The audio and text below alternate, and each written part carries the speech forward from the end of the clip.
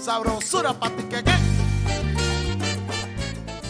Hello, everyone. This is Pam, the Café con Pam, the bilingual podcast that features Latine and people of the global majority who break barriers, change lives, and make this world a better place. Welcome to episode 371 of Café con Pam.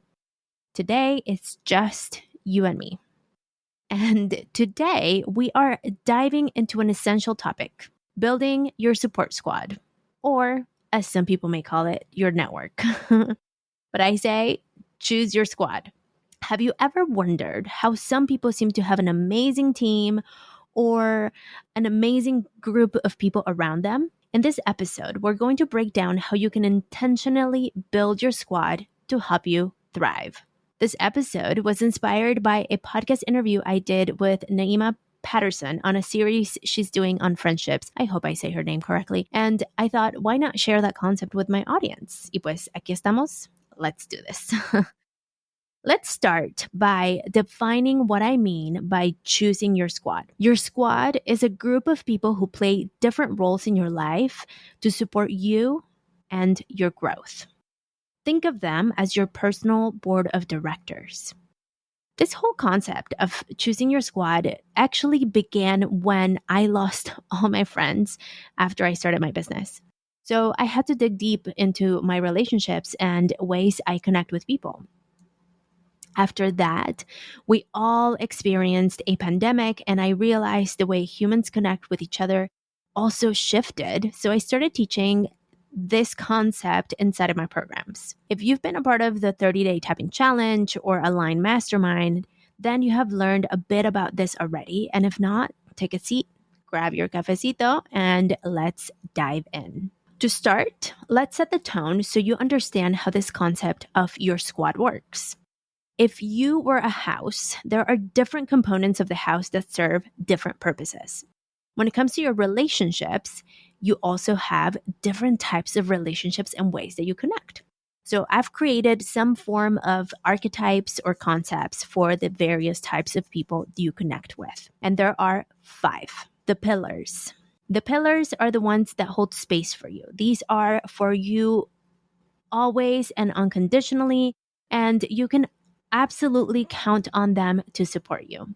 Like the pillars of a house, these people are those who will show up when you need them. These are your best friend, perhaps your life partner, your family, or your chosen family. All of these are or.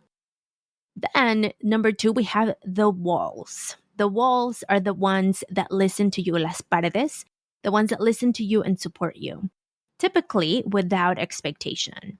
Think of a coach, a therapist, sometimes it's a best friend.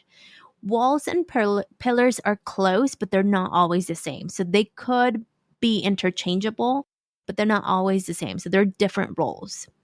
Then we get the pictures. The pictures are the ones you look up to, your role models, your mentors. Think of the posters we all had in our rooms in the 90s. Or if you didn't grow up in the 90s, think of pictures you would hang at your house with people you admire. Or perhaps a bookshelf with books written by people you look up to. These people could be real or they could be fictional. The pictures are the amplifiers, the expanders, those people that show you things can happen for you because it's already happening for them. So they are the example. Number 4, we have the Wi-Fi. These are the people that carry information, build connections, and create bridges between you and others. Think acquaintances. If you own a business, perhaps vendors, associates, partners sometimes, not necessarily like business partners, but people you collaborate with, friends of friends, perhaps. These are the Wi-Fi, people that transfer information. And last but not least, number 5, we have the garden gnomes. The garden gnomes live, así como se llama, in the garden. You go to the garden to play. You go to the garden to have fun. But you don't go to the garden necessarily to share your secrets or to have deep conversations, at least in this concept. Garden gnomes could have been pillars or walls, but they now live outside.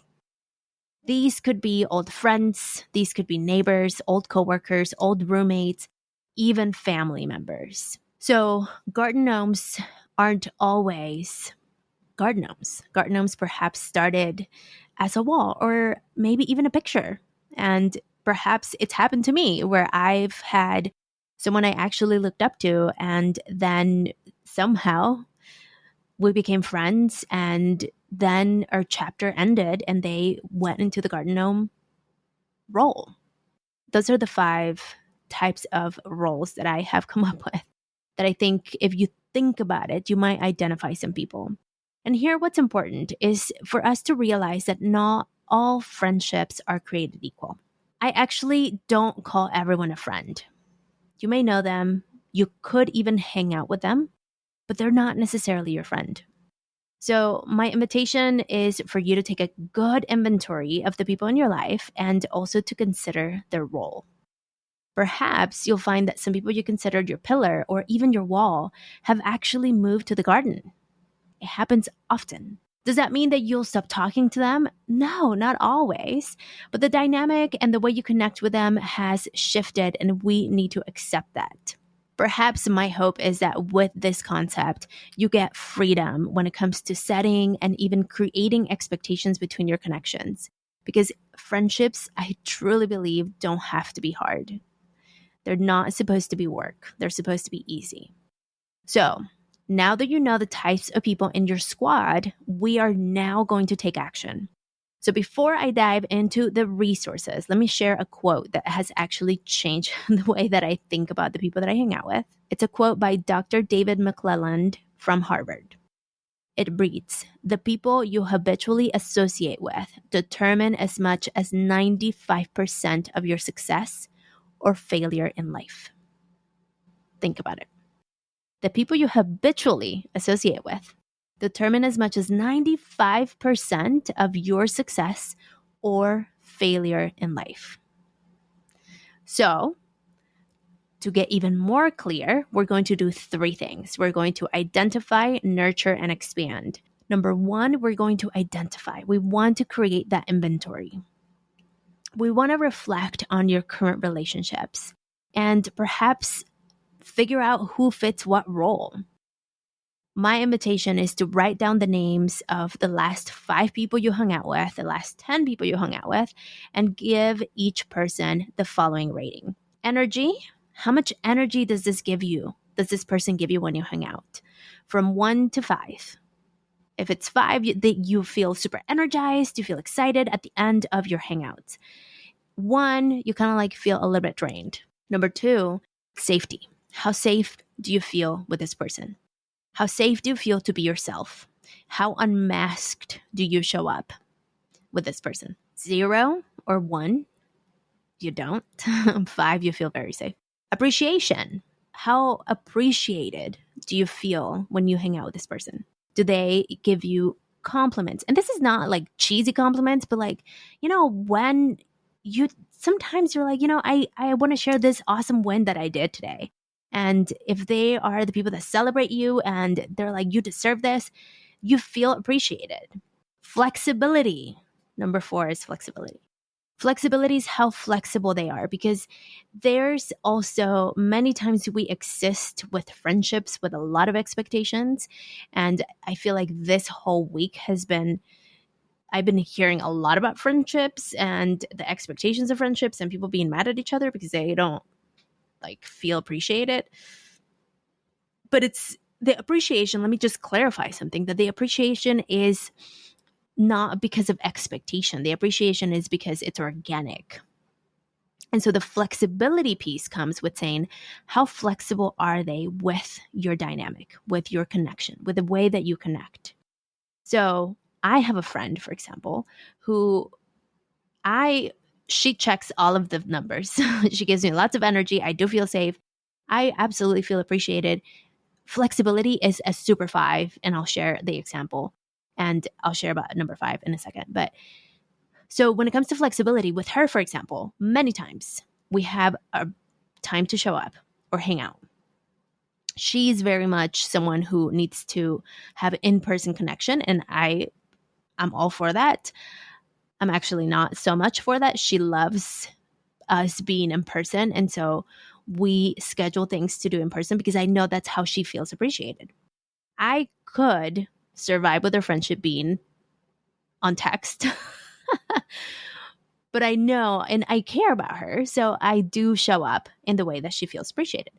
However, we both know that we are very flexible with our friendship. And there's been many times when we have a thing scheduled and she messages me like 2 hours before and she's like, look, I love you. I don't feel like it today. I'm just not feeling well. I'm tired. Yesterday was a hard day, whatever. And I'm like, you know what? Cool. So we're both very flexible. Same thing if I was to do the opposite. Or like, I'm on my period. I don't feel like going out today or going outside. And she totally understands it. And so think of when it comes to life, how flexible is this connection? So I felt like with flexibility, I needed to give an example. And number 5 is awareness. How much awareness does this person have of your needs? So the last example that I gave, I think we're both pretty aware on how we connect with each other. And actually, the same friend that I'm referring to, I am the person that will say, hey, how can I support? And I genuinely mean it. If I don't want to support you, I just won't ask you, you know? And so, or not that I don't want to support you, but I don't have the capacity to support you. I just want to ask you. But when I do, it's because I genuinely mean it. And with this particular friend that I'm speaking of, she was going through a hard time. And so I was messaging her a lot. And I was like, hey, I just want you to know that I'm here with you. If you want to call me at any moment, let me know. And so I would check in like 2 days later, like, hey, how are you doing? And after like a week of me, like every other day or almost daily, I think I was checking in on her. And this is a while back. So awareness, establishing how you need to build connection is important. She messaged me back and she was like, hey, I really appreciate you checking on me via text or sending me voice memos. But truly, the way that I do feel appreciated is when you say, let's go for a walk. Or when you say, let's go grab lunch. Because her way of connecting is in its physical connection. You know, she wants to see you in the flesh. And so that allowed me, that simple comment, I didn't take it personally. I received it with lots of grace and flexibility.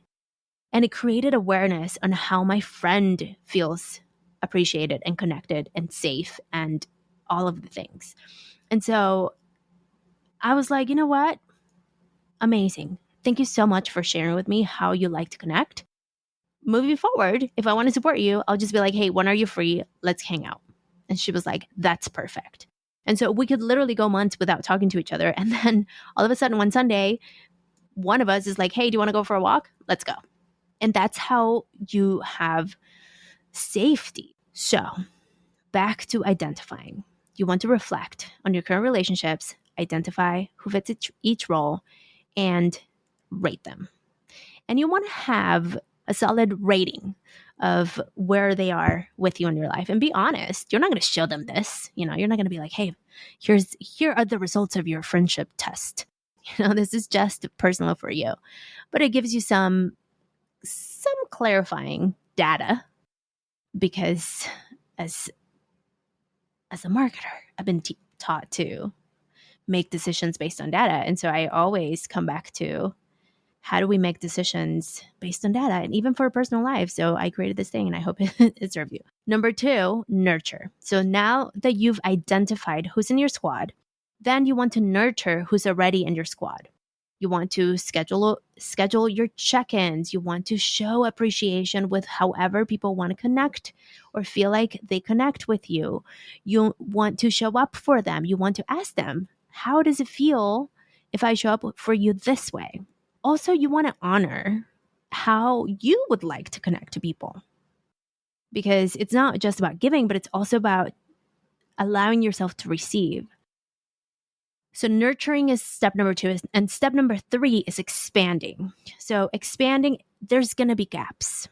The first time I do this squad inventory once a year-ish. And, you know, right now it's middle of the year is a good time to kind of like see where we are, kind of like halfway through the year. And I don't know when you listen to this, but it's something that at least once a year I recommend you doing. or if you feel disconnected. I feel like this time it's when a lot of people are like, oh, I don't know where I am with my connections. It might be good to do this exercise of inventorying. I mean, it's very simple. So number 3 is expand, because we are going to notice gaps. And the gaps will be there because maybe you thought you had some walls and maybe the walls moved outside to the garden. Or maybe some pillars might be looking a little empty. So this is where you can look for opportunities to meet new people, where you can look for new mentors, where you can find events, groups, clubs, join a sport, find a hobby where you could connect to like-minded people. But it's intentional, you see? So it's not just about wishing you made new friends. It's about being intentional, because remember, 95% of your success in life comes from the people you hang out with. Really think about who would you like to meet, where can you find them, and perhaps go there. Okay, so I will give you a challenge this week. You want to create, number 1, create your squad inventory. You want to reach out and connect with someone. And of course, you get bonus points if you tag me or DM me and let me know how it went. So to summarize, building your squad is intentional. Building your squad is curated. And building your squad could also be a bit challenging to maintain at first. But once you find your rhythm, you'll honor the connections and your life will absolutely improve. Remember, as you grow, your squad will change. It will shift. It will transition. And this is part of growth. This is part of life. This is part of expanding and becoming a better version of ourselves. So give yourself permission to also grieve the garden gnomes you may have thought were pillars. Back to the beginning of this episode, when I started Café con Pam, people laughed at me in front of my face and behind my back. It was painful, and this is what led me to realize I needed to find new friends. So I reached out to people who were doing this weird thing called podcasting. And to this day, one of my best friends from that moment is Luis, whom a lot of you know. And I would not have met him if it wasn't for choosing to radically expand my circle to people that got me. I radically, intentionally chose to find people that saw me, people that were hungry for mutual support. So declare it. Who do you want to connect with? What type of connections are you craving? Take a look at your inventory. Fill the gaps, because all you have to do is decide and get started. To recap, we have 5 types of people in our life. The pillars, they support you. The walls, they listen to you. The pictures expand you. The Wi-Fi are the ones who share information and bridge connections. And the garden gnomes, they provide fun. You want to build your squad inventory. You want to identify how much energy, safety, flexibility, appreciation, and awareness you get from each one of the people that you've hung out with in the last month, in the last 6 months, whatever works for you. I feel like as adults, we don't have that big of a circle that it would be daunting to think of the last people that you hung out in the last 3 months or 6 months, because it's kind of like the same. Then you want to nurture the relationships you already have, and you want to expand and find the gaps, deliberately make the decision to fill them, figure out what you want, who you want to connect with, and go find them. So listeners, don't forget to subscribe, leave 5 stars, drop some thoughts on all the platforms. Let's connect at Café con Pam Podcast and all the places and spaces. Download the worksheet that we're going to have in the episode notes. So I've decided I'm going to give you a worksheet for this episode because there's a lot. And so head over to the episode notes, download the worksheet. That's where you can do your inventory, your squad inventory, and all the things that I shared about today are there. Y bueno, listeners, como siempre, stay shiny.